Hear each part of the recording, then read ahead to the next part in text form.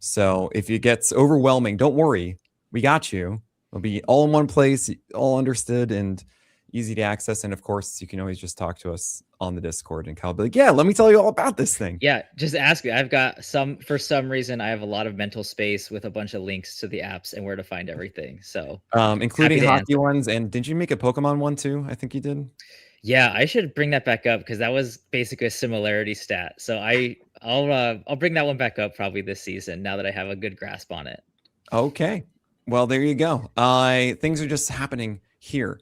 We got to go though, because we got Bubba in the Bloom, another podcast we got to do. So Nate, Kyle, thank you so much for being here. See you guys later. Thanks, y'all. All right, more podcasts coming your way. We got some media too, with obviously Ryan Bloomfield's going to have his Bloom boards for PitchCon, but Bubba in the Bloom. Look at you guys. How you doing? Yes, good. How you doing, Nick? Thanks for having us again. Oh yeah, an absolute pleasure. I'm so glad we got to make this work, and I can just feel the hugs from here. Yes, yes. I've seen both of you on screen, but we've already eaten some of your time, and I'm not going to do it anymore. Just hey, donate. We're at $7,345 of our $10,000 goal, guys. Let's get to 8,000 before the end tonight. We can do this, right? At the very least, at the end of this session, let's get over 7,500. I mean, come on. Yeah, let's go in the Bloom. All right. Exactly. Love your work. Thank you. Gonna get out. We love yours too. He got kicked off himself. It's great. I don't know how we compete with Pokemon things, Ryan, but here we are. So, how are we doing? For those that don't know us, we can try. For those that don't know us, we're Bubba in the Bloom. I'm Bubba. That's Bloom. Yes, we're going to talk Bloom boards.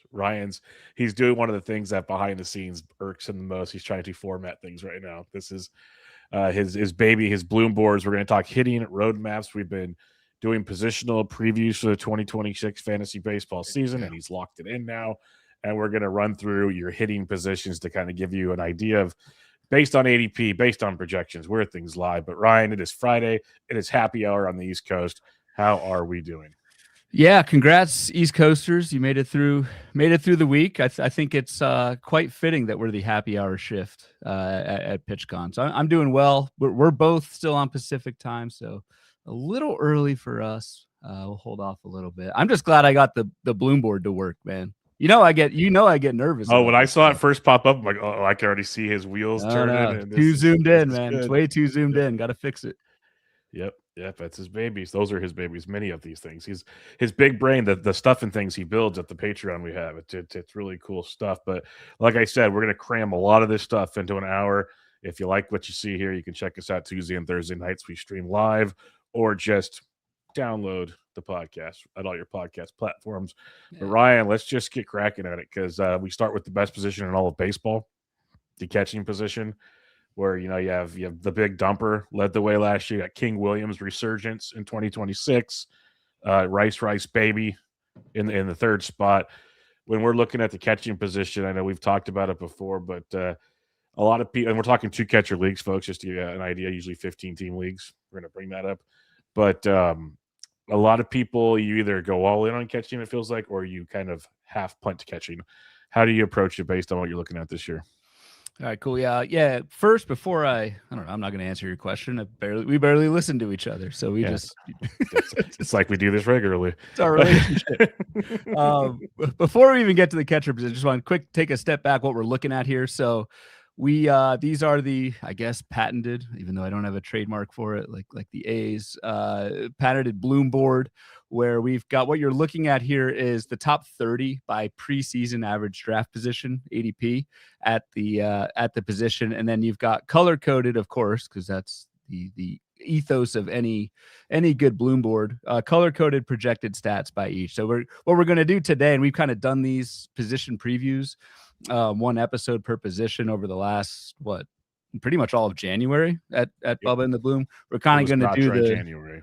Nope. It was not. We're going to kind of run through each of these positions kind of rapid fire for you all, and try and kind of paint a overall picture of how you might want to attack different positions at different spots in drafts, depending on where the market is taking these guys. So that's what we're looking at here. Obviously, green is good. Oregon Duck green, as we call it, on the show is good. Rare Steak Red is bad, depending on your tastes.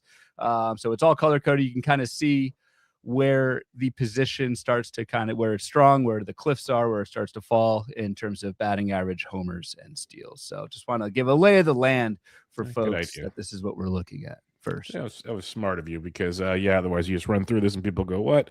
But, and as you'll see, obviously, by position, it gets worse as the position gets deeper more often than not. But some positions stand out a lot differently. And the whole point of this roadmap is to be like, hey, this position you might want to attack early in the draft, or this position we can wait later in the draft.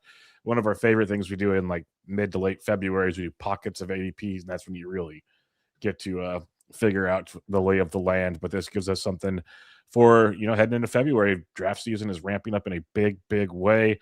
So back to my original question, Ryan, that you so gracefully what was your question? You so gracefully ignored the first time is how do you approach the catching position? Because it is a very top-heavy position, but you can mix and match later on, depending on your comfort level, is the way I like to say it with catchers. Yeah, so I'm glad I did listen to something you said earlier that we are assuming 2 catcher leagues here, so that's mostly what we play. In a single catcher league, I think, especially if you're in like a 10 or 12 team league, I think you can wait basically until the end and kind of grab who you want. But in two catcher leagues, I think, in looking at the catcher position, where these cliffs are, I think there's a pretty big cliff after Yainer Diaz. And you can see that in the ADP here. Yainer Diaz is going at pick 117. The next catcher off the board is Samuel Basayo and teammate Adley Rutschman at 163 and 164 respectively. So just know that if you want to get a top 10 catcher, and I think both of us recommend doing that because the gap between that top 10 and the rest is pretty sizable. Just know in your draft plan, you need to do so by roughly pick 100, 120. And, we could debate each of these guys here. We've kind of already done that on our catcher episode. But I think that's kind of the big takeaway for in 2 catcher leagues. Grab your first catcher by around pick 100 to 120, because after that, it gets pretty thin. And another reason why we endorse taking at least your first catcher that early, because a lot of people don't want to do that, is there's been a ton of research done, and it makes a lot of sense that you want to accumulate statistics. Well, how do you accumulate statistics? You take some of the best catchers, and the reason they're the best catchers is because they get to play a lot. It's all about plate appearances, and that's where these elite guys like Cal Raleigh, if he's not catching, he's playing DH. He plays nearly every day. Same with William. Ben Rice is going to play first base. You go down the list, and as you go down the list, at-bats and plate appearances start to dwindle. Counting stats aren't as strong. Still very good players. Make some really solid catcher 2 options, but probably not a catcher 1 unless you just completely miss on the position or you decide you want to punt, because you can punt. It's viable. There's some players we like in that realm, but for a comfort zone type feel, we like to take an early catcher. But the joke Ryan and I make almost every preview show now is usually in the first 10 rounds of a 15-league draft, you want 1 or 2 shortstops, you want 2 starting pitchers, at least 1 closer. So now we're talking 5 positions already. Outfield. And then if you want at least 1 catch, it just adds up so quick. Something's got to give is where I'm going with this. So if it's catcher that gives, you can survive. But it has been pretty well documented in recent years, thanks to the work of like Steve Oswervy and some other big, like Kyle Bland's big brain and others, that accumulation goes a long ways, and then one way to accumulate is starting catchers that play a ton. Yep, agreed. And again, I just think it's worth at least to get 1 catcher in that first 100 to 120. Pencil that in. I kind of think there's a mini cliff in there between Sal Perez and Will Smith, Yainer Diaz. I really like the top 8 at catcher. I think Will Smith and Yainer Diaz are in kind of their own little mini tier there before the massive drop off, but that would be one of my draft day objectives, at least one of the positions. We will try and be realistic here, yes, and not say grab 2 of every position by the 10th round, because that math doesn't math.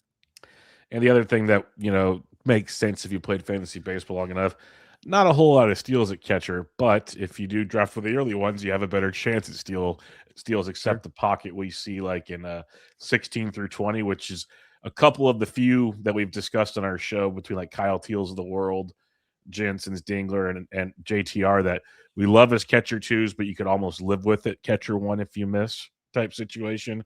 And it's because they can still give you a 4-ish category, appeal, unlike some of these other positions where At catcher, you're just not getting speed at all. And that's just something you have to expect. Again, that's another reason to make your roadmap is knowing where you're going to get your stats, not just your positions as you go through the draft room. Yep. All right. You want to go to first base. And this is a place that if you do decide to wait, there are options. But we said that last year, Ryan, and those options weren't quite what we hoped for. So it's kind of like, do we do it again or do we go early because it's another top-heavy position? It's another top-heavy position, and you can see that all that green and power at the top here at first base. So it's almost a straight line down in terms of home runs. If you look at that home run column, that dark green gets a little bit more white and then turns to red as you get deeper at the position. So first base is absolutely a place to get power. The issue with doing that is you're not getting stolen bases, right, in 5x5 leagues. So if you're taking an early Nick Kurtz, Pete Alonso, or Vlad, you're getting single-digit stolen bases. So you just need to be aware. I mean, there's other goodness with those guys, but you need to have a plan for steals if you're going to go early at first base. A couple pockets that I really like. Everyone makes fun of me for liking old people, for liking old people in general, but old baseball players. I would say. Yeah, phrasing. Like the Freddie Freeman, Josh Naylor, Vinny P, to me, like going between like pick 70, 90 is a pretty nice spot if you don't want to pay up for a top first baseman. I like kind of that pocket in the draft. And the other nice thing about first base, I'll turn it back over to you, is you can kind of pick your spots at batting average too. You've got a Yandy Diaz going at like pick 137, who's going to get you a pretty elite batting average and do so with power that won't hurt you. This isn't like a Luis Arias, who's also on this list going at pick 278, but has that dark red and homers for just 7 projected home runs. So you can pick your spots for batting average with Yandy, with Alec Burleson, Sal Stewart, or if you did want to go with Luis Arias himself very late, you need to have some category juice elsewhere, but that's an option too. But yeah, first base pretty much is where you're going to get your power. You can pick your spots in batting average outside of Josh Naylor and maybe Bryce Harper, depending on how healthy he can stay. You're going to have to get your stolen bases elsewhere. Yep. Another spot where the steals are limited. There's about 3 positions we'll get to that you want to hammer.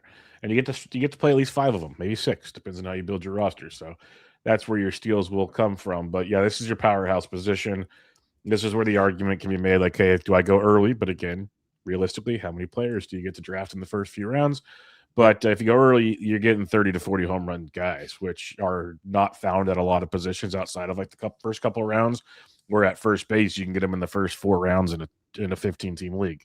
So there is something to that a bit. But when you go deeper at the position, you still get a bunch of 20 home run guys, which you don't find many places, to Ryan's point. Yes. And you get some that don't crush you in batting average. Like, to me, yeah, it might be rare, at least getting close to rare, stake red on here. But it's still like 245, 250. Like league average batting average is like 243 or something. Like when you're talking, the 80th percentile you're looking for in leagues, I want out top by like 256 or whatever it was that you want your team to hit. So if I'm going later in a draft, I'm looking at projections. I'm like, okay, if he's hitting at least 250, I got a shot, because if he hits like 2 more hits the entire season, he probably checks the box in theory, and that can be a frugal thing. So this is why this is a position. If you don't want to go early, to Ryan's point, you can kind of do the dance. Like you can go with the Michael Busch at 108, who's got a ton of power, some playing time concerns, but he's also not going to crush you elsewhere. You mentioned the Sal Stewart, who I think could be a lightning rod if playing time is there. Wilson Contreras is boring, but he's going to not crush you. Like there's a lot of these kind of guys. There's always, Bubba Burgers, Jake Berger, who if can stay healthy, the dude's like a 245, 250 hitter with 30-plus home run potential. It's just if healthy, that's why he's going where he's going. So tons of situations like that when I look at first base. It's a position that I can be flexible with, where I don't have to force things, where, Ryan, you and I are in the same DC right now. We've both done a bunch of drafts. As the draft moves around, you almost feel with certain positions you got to force yourself to do something to make sure you cover yourself. Where at first base, it's one of the positions that's like, you know what, if I feel like waiting, I know I have X, Y, or Z that at least won't destroy my team. That's we talk about all the time on the pod, is kind of working backwards. Who are you most comfortable where, in terms of either position or categories, where are you most comfortable waiting on? And I think that's a good way to look at it. You mentioned Bubba Burger, which, I grew up on those beautiful frozen patties. Bubba Burger, Jake Burger at pick 280. That's 28 projected home runs with a batting average that isn't going to hurt you. We have a comment from Blue Jay Matt in the chat. Talk me out of Andrew Vaughn. His StatCast is bright red, and I want to believe. Andrew Vaughn sitting there at pick 300 with over 20 homers projected and a 248 batting average. To your point, won't hurt you. So I think it's valuable to kind of know like where you're comfortable waiting in drafts, because you can't just take every position early. To Blue Jay Matt's question, though, I think one of the biggest reasons, 2 reasons, why Vaughn is going around pick 300. One, he had the monster second half, but it's been a long time since we've seen him do anything on that ilk. So that there's, do we believe it? 2, Andrew Vaughn in September pretty much turned into a platoon bat. That is a slight concern with what's going on in Milwaukee. But that's just why his ADP is there. If he plays, though, at that ADP, you're good to go. I wouldn't be too worried about it. Yep. All right. Second base? Second base. Let's do it. Now you want to talk about a rough position, folks.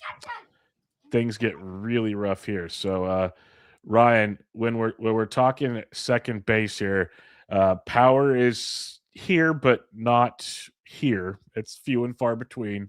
But this is where you can start getting speed. This is where you can get a little more batting average juice if you need it. So when you're looking at the second base position outside of the first couple picks, and most of these guys go much later in your draft as well. Yeah, I think second base is, I don't know. It's just so it's rare up top. This is something where you need to be aware that there's only those 4 going in the top 100, but there is a big chunk from Cedane Rafaela, even all the way down to the auto man, the bus driver at pick 216. You've got options, and this is where you can get that speed. I mean, look at that stolen base column. It is very much green for most of that top 15 and a few folks after that. So just, again, know this. If you take, and I actually love Ketel Marte this year, you're going to have to pay up for him, but the projections really like Ketel Marte. Look at that red for 5 stolen bases. Just know you're going to have to make up steals somewhere else at some other position or prioritize it elsewhere. So second base is, I like to shop in that kind of middle range here, maybe around pick, I don't know, 180 to 200. I like Ozzie Albies. I like Bryson Stott. I like Otto Lopez, even Brandon Lau in Pittsburgh. I could see that there. So that's probably where I'm going to shop at second base, and certainly staying away from Jackson Holiday at 144, right? That's been established. So we're going with slander on this show. Okay, good to know for the future positions as we discussed. But Jackson Holiday, there's a bet between Ryan and I of finishing positions versus other players. We call them beer bets on our show, and we pay him up at FPAS each and every year. I'm a big Jackson Holiday fan. I think he's very, very good. I think he's young, and he started to show massive signs of improvements towards the end of last year. I'm giving you guys the Cliff Notes version here. And I think he's going to be great this year. Now, the only big concern is a potential platoon, which I think would be silly from your number 1 overall pick a few years ago, but Agreed. Teams do weirder things. So that's just where that goes. But I think Jackson Holiday is great. I think he has the potential to be a 25, 20, 30. I think the power is as legit as it comes. He's got plenty of speed. So big fan of Jackson Holiday, and if he leads off, tons of runs scored.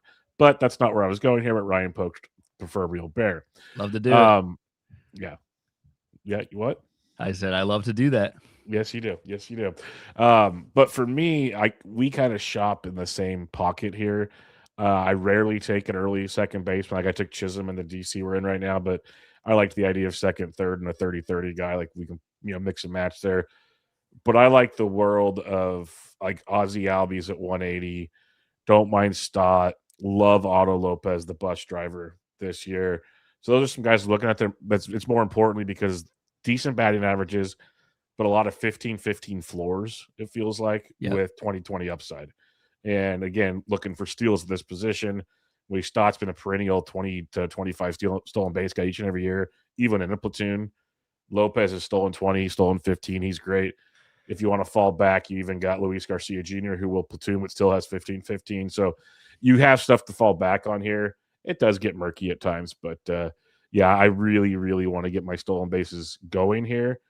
I do most of my damage at shortstop in the outfield at steals, but this is a place that if I leave second base without steals, I'm nervous because I know I have to make them up elsewhere. Yep. Agreed for sure. And just real quick shout this pocket of like Luis Garcia, Matt McClain, Gleyber Torres, Marcus Semien, 230, 245. I like that too. If you get in a bind and you have to wait, get that late second baseman. That could certainly work, especially Luis Garcia. I don't know. We've had our battles about Luis Garcia. He's growing on you. I've noticed that this year. When I text you about him and like talk off air, you're much more interested than ever before. Yeah, unfortunately, you're rubbing off on me. But yeah, that 15-15 projection with a actually plus batting average, despite being in a platoon, I think that can work if you're late. And even Andres Gimenez. I am rubbing off on you. Yeah. Andres Gimenez at like 314. Play the rebound card. His defense is good enough to play every day. If you do need steals late, look at that projection at 314. That's really nice, and you don't lose those proverbial steals if you don't need to. Yeah, and I'll throw out there on the Luis Garcia front, he's a lot cheaper this year, so that's one reason why Ryan's more interested in him. Agreed. So I'll at least set that one up for him than in years past. Second, something to keep an eye on with Luis Garcia Jr. There's a really good chance he gets first base eligibility this year, and now you got some corner middle help, like in a deep format. He becomes even more valuable because we just talked about how you don't really have a lot of speed at first or third.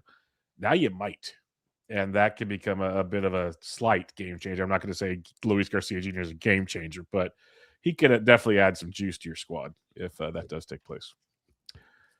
All right, anything else at second base? Did you want to talk Ernie Clement? Like that's always a great one to discuss, but otherwise we can move on. I think the last thing in the world I'd want to do is talk about Ernie Clement. So we'll move on to shortstop. The poor Clements, if they're listening, I love your son. All right, shortstop position. This is where the money gets spent, folks. Between this and the outfield, this is where the damage gets done because one of our little models, and I'll let Ryan run with this, is you want at least one of probably the elites. Like and when we say elites, we're talking like top 8 to 10, give or take. We'll be flexible there. If you can get 2. Is one of our mottos, like, because it's that good. Yeah. Like, we're talking 5 category, like, awesomeness, and the top 8 go in the first 4 rounds. So that's where I'll pass it on to Ryan. But they go early, they go often, and usually because it's well deserved. And that's, I think, the biggest point we tried to make during our shortstop preview is 2 things can be true at the same time. There can be a lot of good shortstops, and it can be quote unquote a deep position. But they go so fast that doesn't mean you can wait to take one. And I think that's the biggest takeaway at shortstop. I think you need to join the party here in the top 7 or 8. I think these guys are so good. I mean, look at all that green up top. You've got the 5 categories for all these guys. They're available throughout the first 2 rounds, 2 to 3 rounds, depending on your league size. And they're all pretty safe options all the way down through, I would argue, obviously from Bobby Witt all the way down to CJ Abrams. I'll stop at the Mookie Betts line, but I think your top 7 shortstops God, growing. You're growing, Ryan. This is great to hear. Thank you. Your top 7 shortstops there. I think that's a really nice place to get some all-around production. And again, do not think just because there are a lot of good shortstops that you can wait, because look at the right half of this board. So after Dansby Swanson at pick 144, the next shortstop off the board is 173. And again, we're leaning heavily on the projections here. You may agree with the projections, disagree, whatever. That's not really the point of this exercise. We're just trying to show where stats are available. Like the home runs and steals just completely dry up for shortstop after the top 15. So I think that's one point I really want to hammer home is do not wait on shortstop, because they go very quickly. Yeah, they go extremely quickly. Back to your top 7, like where CJ Abrams is, it's crazy. Like we said, top 6 is basically in the top 30 picks. And CJ gets like a 20 pick break. And honestly, we haven't seen the best CJ Abrams yet. I maybe he doesn't have the elite power some of these guys have, but if he were to ever hit for a decent average, like these steals and runs that he could produce is good. Because that Nats team, like one of our kind of jokes we always make is there's always like good fantasy value on bad teams. that Nats team for like the last few years, including this year, has a lot of fantasy upside to it.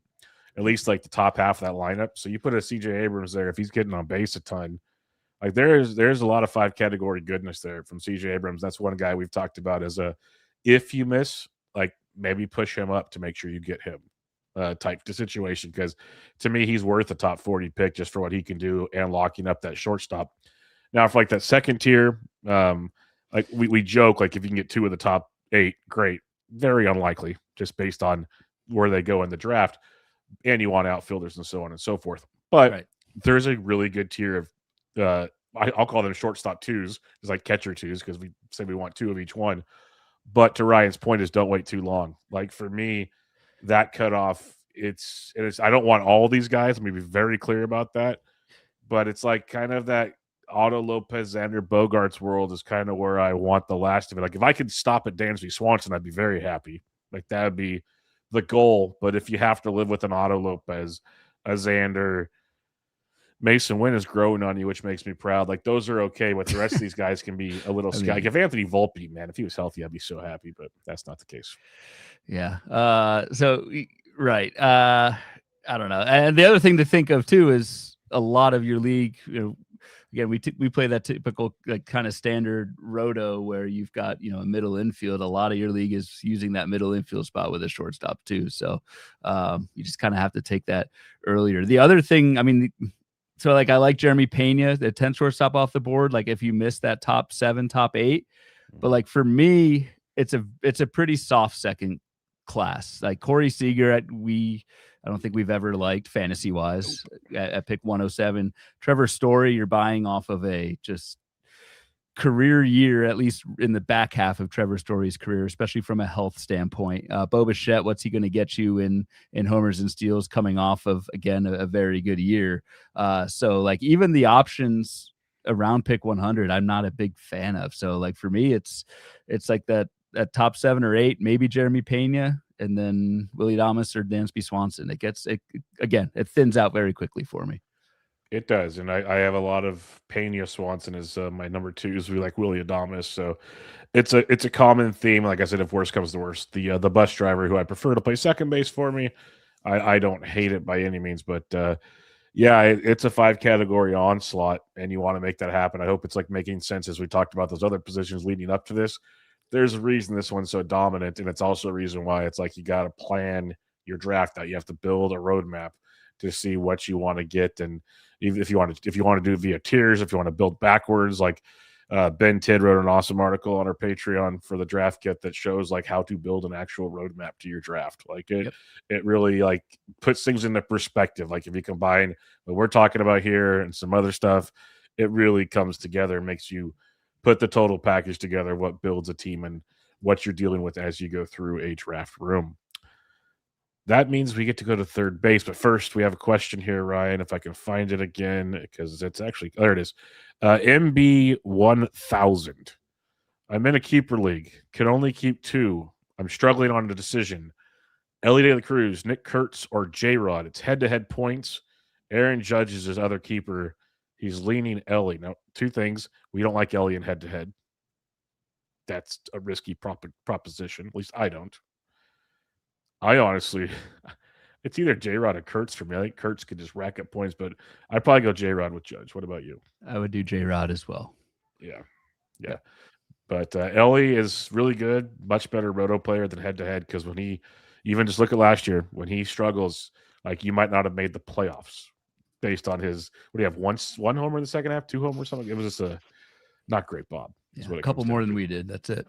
Yeah, and just a reminder before we head to third base, if you are enjoying PitchCon, and I hope you are, and you want to help a great cause, raising money for ALS, go to pitcherlist.com/PitchCon to donate and help raise some money. Their goal is 10,000. They're about $7,300 when we started the show. Let's get it to at least 75 before the end of our show. Get it to 8,000 by the end of the day. So let's make that happen and help out a really good cause. I do this each and every year, and we're glad to be a small part of it.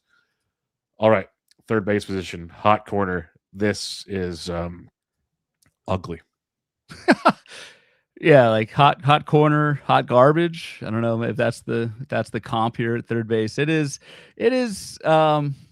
rough. You do have some decent options at the top. However, there aren't many of them. So obviously Jose Ramirez at 5. Like, this is actually the case for taking J-Ram with a top 5 pick. I think J-Ram is well worth it just because the gap between him and the rest of this position is rather large. Even over a Junior Caminero and Jazz Chisholm, there's a major gap between J-Ram and those two. But you can get power. You can get power early here. You can see that home run column. Basically those top 9 outside of mighty Michael Garcia, who I guess we found out today is Ronald Acuna's cousin. Yeah, never knew that. He's the cousin of the Acuñas. Wait, Luis Angel Acuña's cousin, by the way, just so you know. But yes.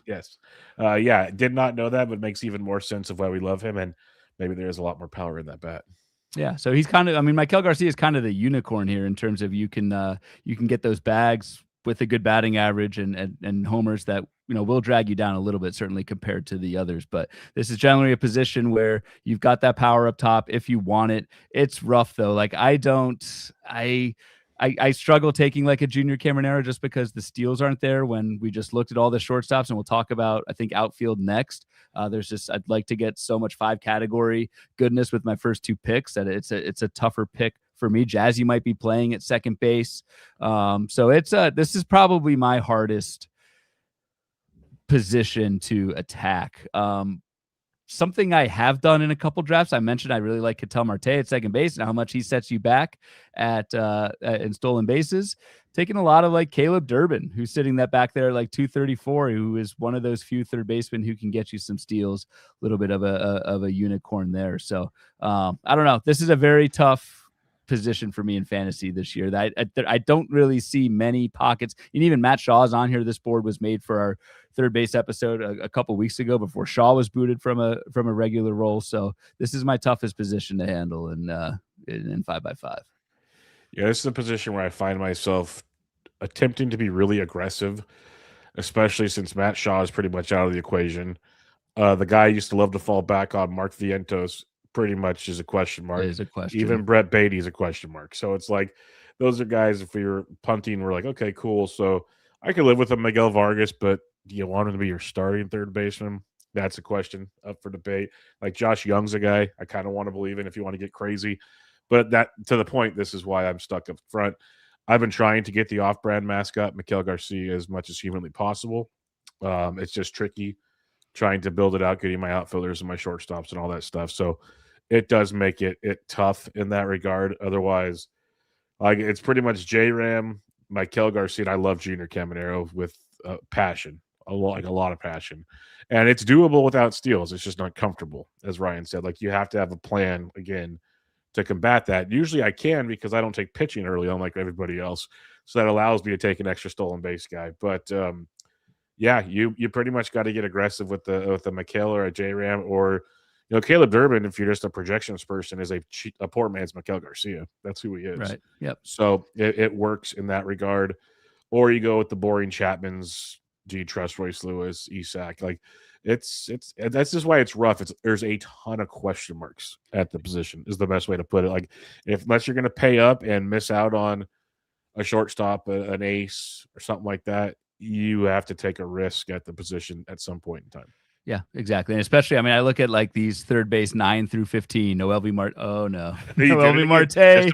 Just a pinch. I got to pinch it back. Oh no, we'll pitch it back. I got this new AI webcam, and it's now going to zoom in on me. Oh man, this is beautiful. All right, now you're going to get my giant face. That's okay.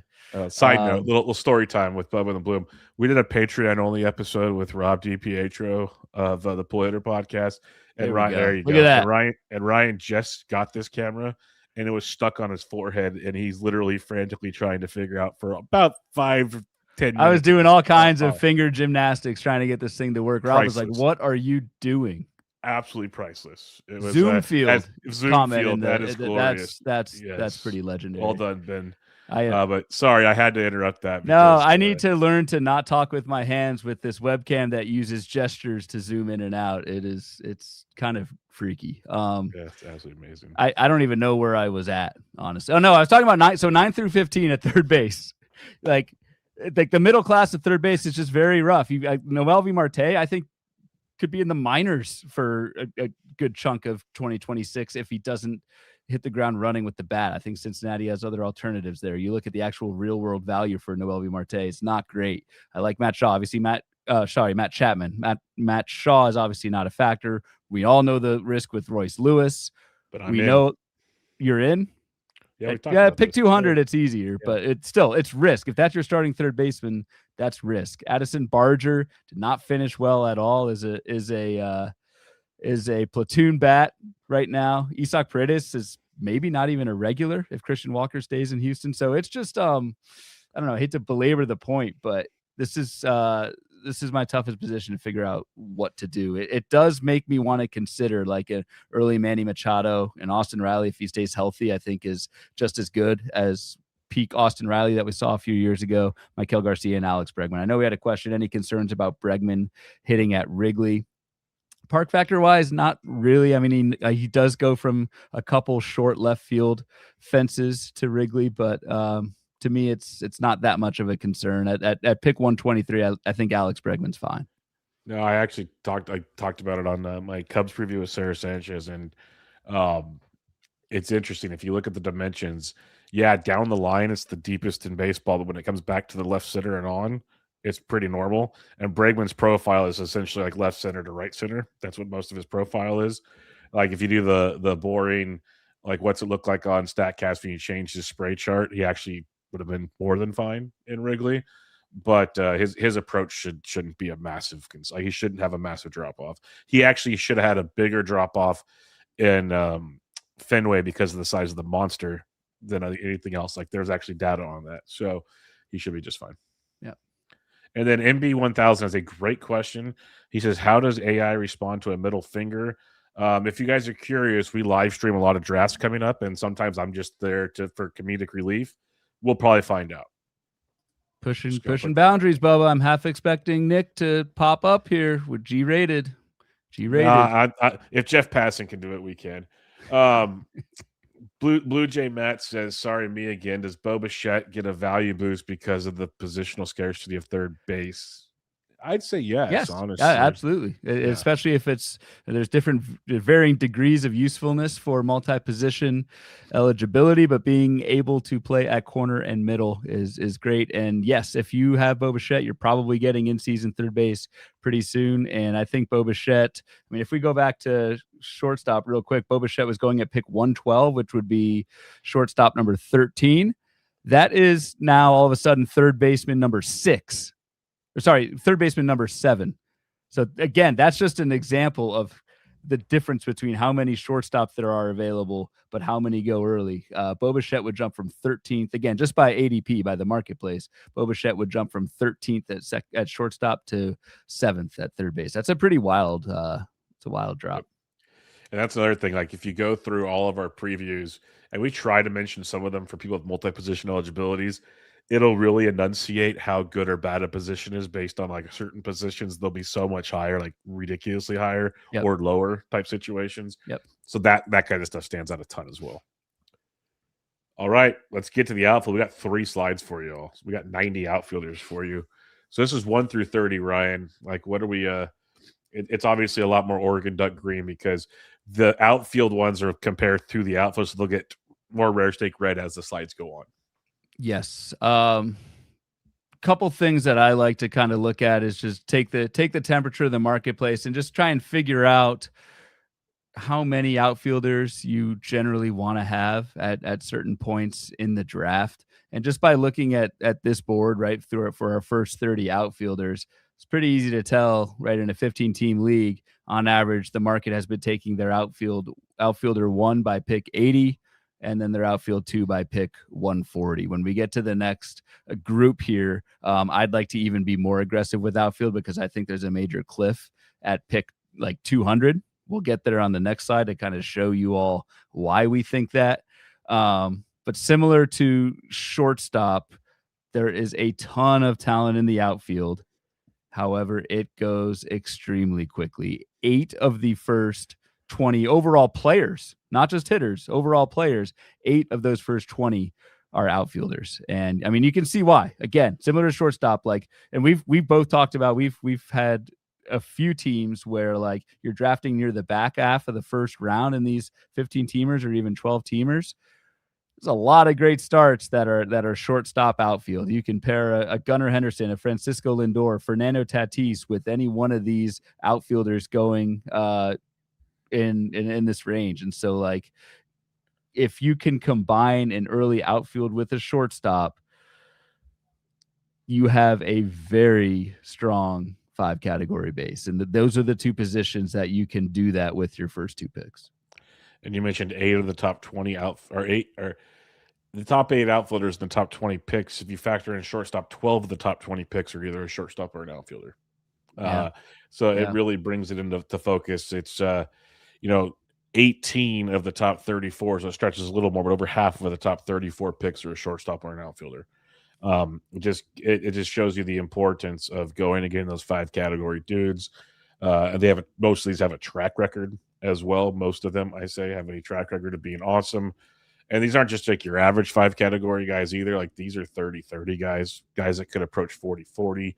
Now, Judge won't steal as much, but he also has 50 home run upside and hits for average. Yeah, he does so much elsewhere. It's fine. It's not necessary to steal, basically. Like, you can work so, with it. Yeah. It's a wild position, but so yeah, to Ryan's point, we both like to, if possible, things change. We do adapt. We are older, and we can teach a dog new tricks. We like to get one of an outfielder and a shortstop usually in the first 2 rounds, or 2 outfielders or 2 shortstops. But usually our first 2 picks are coming from these pockets if we can. Like I've seen us do both. But give us those 5-category guys. Give us that strong base, because it gives you availability to move around elsewhere. And the other reason I like to specifically go early outfielder with one of my first 2 picks is I'm not a huge fan, like, after Jackson Chourio and maybe PCA. I don't mind PCA at the price. I've been pretty vocal anti-James Wood at the price. Love the player, hate the price. Just at pick 34. Same with like a Wyatt Langford, Roman Anthony, Jackson Merrill, who I think only attempted 1 or 2 steals last year total. I know he was injured, but can we assume that stolen base total comes back? I think for how strong the elite of the elite are at outfield, to me, like, if I'm picking holes, and that's what we like to do a lot on the show, it's like, yeah, we know all these guys are good. You're going to have to pay up for them. Which profiles can we pick the most holes in? And I think at outfield, like, for me, from like pick 35 to pick 80, I really like Brent Rooker and Riley Green a little bit to a lesser extent. There's not many outfielders I like in that range. So, which is, again, when I'm kind of laying out my kind of draft map and plan, I see that massive kind of gulf in outfield talent, in my opinion. Again, you can disagree and be high on James Wood, and that's a totally valid take. It just really kind of forces me to really want to get one of those top 8 or 9 outfielders in pretty much every draft I'm in.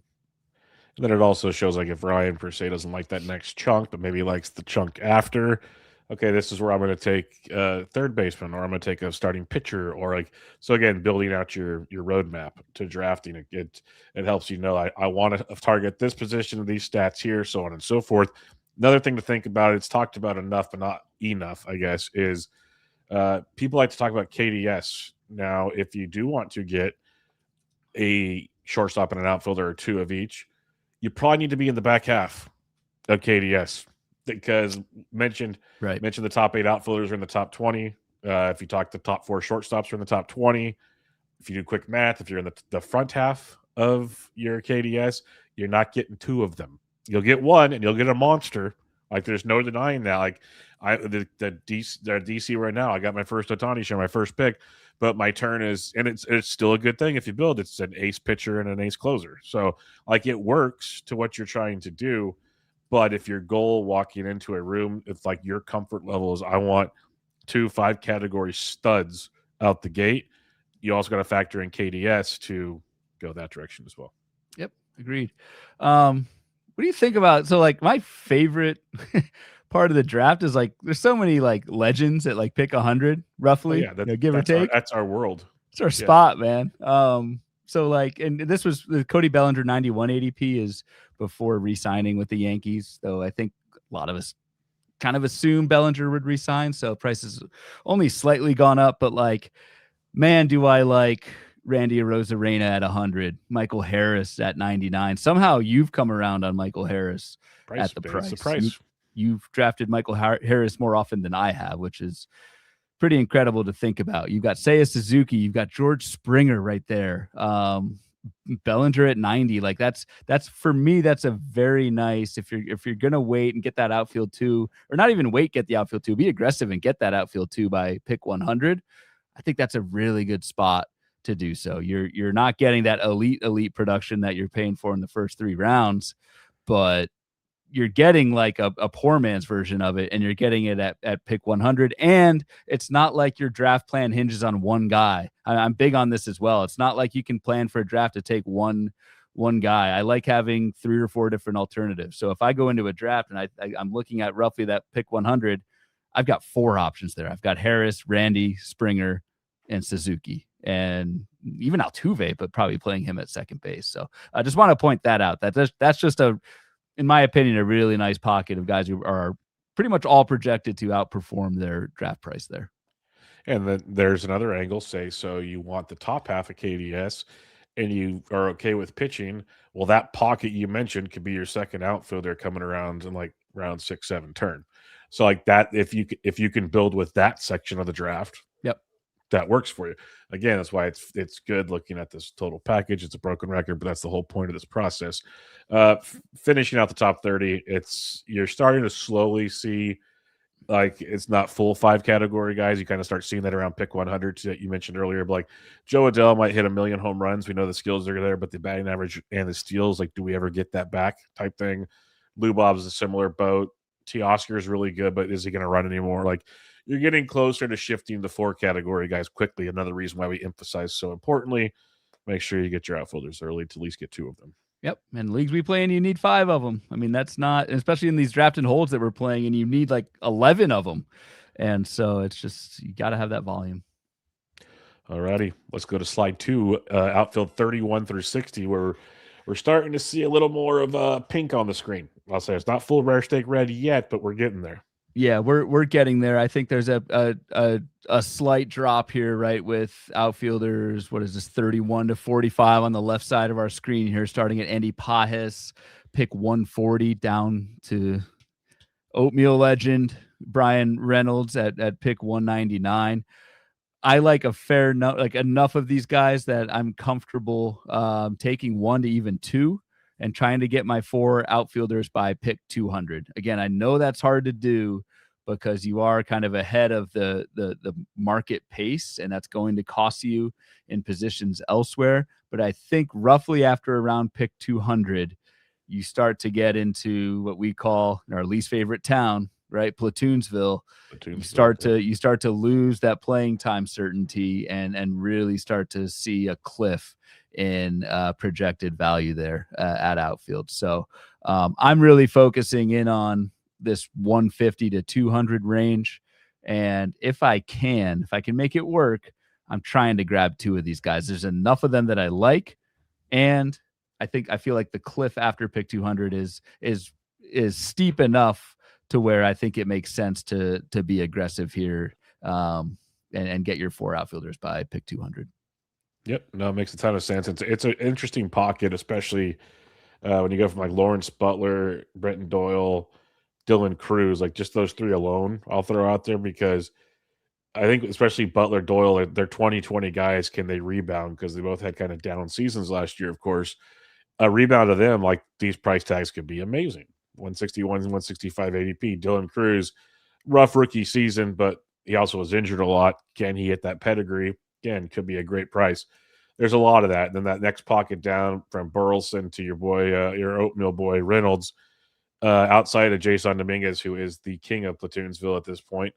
Like Hap, Profar, Reynolds, like that's just a sturdy floor, like a very sturdy floor, which especially in a 15-team league, those guys are really valuable, like really, really valuable. So I don't mind like what you're saying. I want at least one from this left side of the board, 31 through 45. But if I have two there, makes me sleep a lot better knowing I only have to find one more in the Fab League the rest of the way. Because when you look at 46 through 60, Ryan, there's a ton of question marks, tons of is it upside? Is there a massive hole there? You're entering 3 category guys. You're in Platoonsville, as you mentioned. There's a ton of question marks as we start getting to past the ADP, the 46th outfielder on the board. Agreed. I think the other nice thing about this 31 through 45 group at outfield is there's still different types of profiles, right? There's like your super boring Hat Profar, Brandon Nimmo that you talked about. You can go with the speed heavy guys like a Jacob Marcy. I love Jacob Marcy this season. I'm taking the firm over on this projected 229 batting average. Projections, by the way, I probably should have said this at the top, are the publicly available Fangraphs projections. So you can see that at the bottom of the board. For this one, I've aggregated a few of them together, but I would take the firm over on Jacob Marcy's 230 batting average there. But you can get, low batting average, but power speed sources, Lawrence Butler, Brenton Doyle. You can get batting average. You can get Stephen Kwan, Alec Burleson. So like there's different types of profiles that you can get depending on what you've done with your draft up to this point. There's different ways to kind of patch and balance your team, which I really like. It's not like it's the same archetype at like for example, like at first base or third base where they're all kind of the same dude. It's just different variations of skill. You can go different ways with this pocket, with this group, and balance your team out that way. Agreed. Yeah, there's lots of ways. Like you can, if one of those is your 5th guy with the ceilings that could take place is great. Real quick, MB1000 says Caballero is a steal since he's going to play shortstop most of the season. Steal's a loose word, but I see what you're saying at 222 because once Volpe comes back, now you're hoping an injury takes place to continue Caballero playing. It definitely will play shortstop to start the season, and then you never know. I mean, Caballero is he's eligible everywhere. Yeah, he's so versatile. That's the word I'm looking for. Versatile that someone else on the Yankees is, you don't wish injury on anybody, but someone else in the Yankees by mid-May is going to get hurt. And who's going to be the guy who plugs that hole? Probably Jose Caballero. So there's a chance Jose Caballero going to pick 222 can definitely start at shortstop and then patch together enough playing time to make that worth it. And one other thing I will add is give me Jose Caballero all day, twice on Sunday over Chandler Simpson going 50 picks ahead. We've had the 100%. Chandler Simpson discussion many times on our podcast, but our good friend Martin Sokolsky posed the question, what are you taking more of, steals for Chandler Simpson or days in the minors? I think it's a good question. And yes, Caballero was near the top of baseball in steals the last couple of years. If correct, you're curious for the chat. Yep. All right, last slide, Ryan. We're talking ADP 61 through 90. This is the dark depths of the outfield. You pray you only need one of these guys in a 15-team league. In a 12-team league, you shouldn't even be here, most likely, because this is full-on Platoonsville, or it's a guy off an injury, or they just might not have any play. Like they're 4th outfielders, and you're hoping they get playing time. That's where we're at for the most part in this range. So I'll give you the floor, Ryan, because it makes me want to cook a steak looking at the rare steakness of this deal. Pardon the headers on this one as well. I forgot to update those. This is not projected ERA, whip, and strikeouts. This is batting average, home runs, and steals, people. Just no power. Again, this is why we just said we want to have outfield kind of short up by now, because I mean, look at the power that is completely gone after Trent Grisham and Giancarlo Stanton. Like we like Mickey Moniak a little bit too. Not a single outfielder outside of Matt Wallner is projected to hit over 20 home runs. Again, that is brutal. The lack of power. You see red everywhere, especially batting average. If you take too many of these low batting average guys this late, it can really start to drag down your team's average. So you just need to be mindful of that. You can pick your spots and find some targets here if you're in a bind, especially if you need your 5th outfielder. I get it.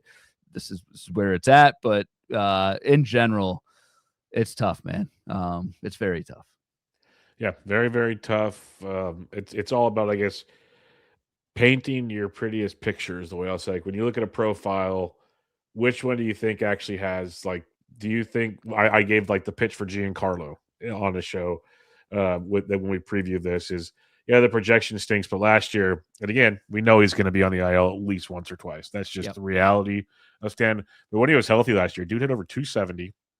He had over 20 home runs. Like, he was a menace. Even when he wasn't playing every day, the weekly preview show we did on Thursdays for Fab, it came down to it's like, okay, he might only play 3 of 6 games this week, but that's going to be better than any fifth outfielder you have. Yep. And so you have to start painting the picture because, like we talked about with catchers, we started the show. So this is called full circle. You want plate appearances at the top. Yes, you do with your starting catchers. Your fifth outfielder, the way baseball is played these days, is likely in a platoon. That's just the reality of the situation. So now you have to maximize that platoon, not maximize plate appearances, maximize that platoon. Like, is 2 versus a righty or 1 versus a lefty more important? That's what you have to decide. So Stanton, to me, actually at ADP 270 has value, especially in a Fab league, because you can drop him.